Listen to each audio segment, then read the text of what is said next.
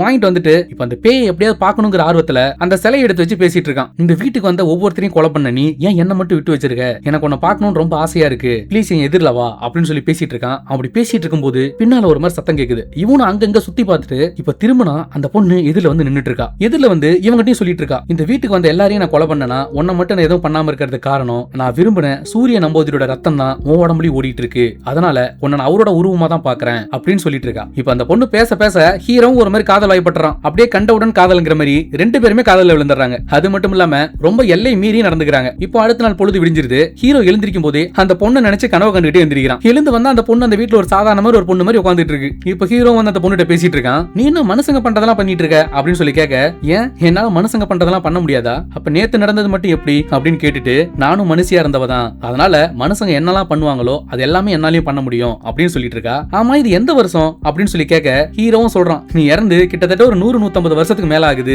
அப்படின்னு சொல்லிட்டு இருக்கான். அந்த பொண்ணும், அப்ப 150 வருஷமாவா நான் தூங்கிட்டு இருந்தேன், இப்ப இந்த ஊர் எப்படி இருக்குன்னு நான் பார்க்கணும் அப்படின்னு சொல்லி கேட்க, சரி கண்டிப்பா நான் கூட்டிட்டு போறேன், ஆனா உன்னை இப்படி எல்லாம் கூட்டிட்டு போக முடியாது, ஏன்னா காலம் ரொம்ப மாறி போச்சு, அதனால கொஞ்சம் டீசென்ட்டா ட்ரெஸ் பண்ணிட்டு வா அப்படின்னு சொல்லி கேட்கறான். இப்ப அந்த பொண்ணும் ரொம்ப நார்மலா ட்ரெஸ் பண்ணிட்டு வந்துருது. இப்ப கார்ல ஏறி கிளம்புறதுக்கு முன்னால அவங்க சித்தப்பா சில இன்ஸ்ட்ரக்ஷன்ஸ் எல்லாம் கொடுக்குறாரு. இன்னைக்கு நிறைஞ்ச பௌர்ணமி, இன்னைக்கு மட்டும் எப்படியாவது அவளை வலையில விழுவ வச்சு அந்த மோதிரத்தை கையில போட்டு அவளை நம்ம எப்படியும் கட்டுப்படுத்திடலாம் அப்படின்னு சொல்லிட்டு இருக்காரு. ஹீரோவும், சரி சித்தப்பா எனக்கு எல்லாமே ஞாபகம் இருக்கு, நான் அப்படியே பண்றேன் அப்படின்னு சொல்லிட்டு அந்த பொண்ணை இப்ப கார்ல கூட்டிட்டு போய் அந்த ஊரை ஃபுல்லா சுத்தி காமிச்சிட்டு இருக்கான். சுத்தி காமிச்சிட்டு இருக்கும்போது அப்படியே ஒரு மாண்டேஜ் சாங் ஒன்னு போகுது. அந்த சாங்ல ரெண்டு பேரும் லவ் பண்ணிட்டு இருக்காங்க. இப்ப அப்படியே சாங் எல்லாம் முடிஞ்சு திரும்ப வீட்டுக்கு வரான். வீட்டுக்கு வந்து அவனோட ஃப்ரெண்ட் அவனை பாக்குறதுக்காக அங்க வெயிட் பண்ணிட்டு இருக்கான். இந்த பொண்ணை பார்த்துட்டு, இந்த பொண்ணு யாரா அப்படின்னு சொல்லி கேட்க, இவங்க பேர் தான்டா பத்மினி, நம்ம ஊர்ல ரொம்ப வருஷமா பயந்துகிட்டு இருந்த மோகினி பிசாசு இந்த பொண்ணு தான் அப்படின்னு கேஷுவலா சொல்லிட்டு இருக்கான். இதை கேட்டதுமே அவன் ஃப்ரெண்டுக்கு ஒரு மாதிரி அள்ளு விட்டுருது. டேய் என்னடா சொல்லிட்டு இருக்க அப்படின்ட்டு கேட்டுட்டு இருக்கான். இப்ப அந்த பொண்ணுக்கு ஹீரோ அவனோட வாயால மோகினி பிசாசுன்னு சொன்னது ரொம்ப கோவம் வந்துருது. அதனால ரொம்ப கோவமா கிளம்பி உள்ள போயிடுறா.